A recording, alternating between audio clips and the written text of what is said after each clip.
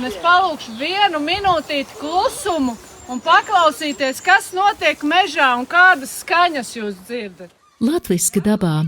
Tā nodēvēta pirmā latviešu ģimeņa nometne, kas pulcē vairāk nekā 60 dalībniekus no Īrijas un Ziemeļīrijas. Cieša saikne ar dabu ir daļa no latvietības, un pat kopīgā pārgājiena laikā dabas ainavas atgādināja Latviju.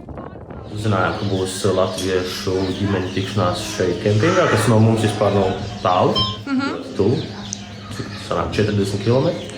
Un tad bija jābrauc. Nopirkām teltī, ekipējumu, visu pa jauno, un pirmo reizi arī palikām pa naktī teltīs. Laikapstākļi nelutināja, un pirmā nakts ar lietu un vēju pamatīgi pārbaudīja dalībnieku izturību. Tomēr vētra nespēja sabojāt silto un draudzīgo atmosfēru. Bieži jau nesanāk, tāpēc, ka visiem ir darbi un grūti saorganizēt vienādos laikos, kad ir brīvs visiem. Un patīkamāk ir, kad latviešu valodā parunāt, tas viens. Bērni bija stāvā sajūsmā par mājdzīvnieku fermu, kur ļauts dzīvniekus gan apskatīt, gan pabarot. Bija latviešu valodas klases dažādiem līmeņiem, kā arī daudz dažādu māksliniecisku un praktisku aktivitāšu.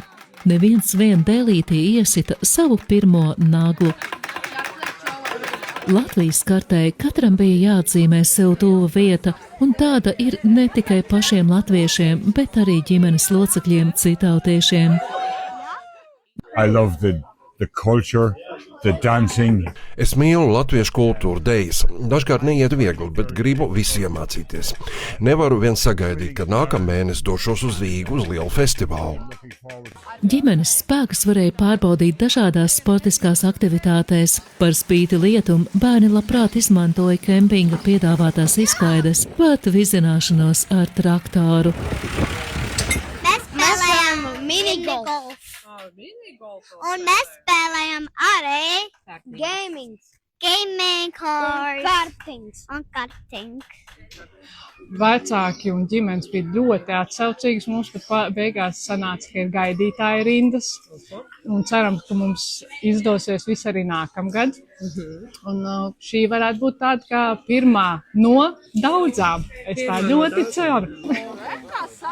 Turpmāk nometni plānots organizēt katru gadu 1. jūnija nedēļas nogalē, veidojot jaunu tradīciju Īrijas un Ziemeļīrijas latviešu ģimenēm. Ilze Kalve, Latviešu.com, speciāli Latvijas televīzijai.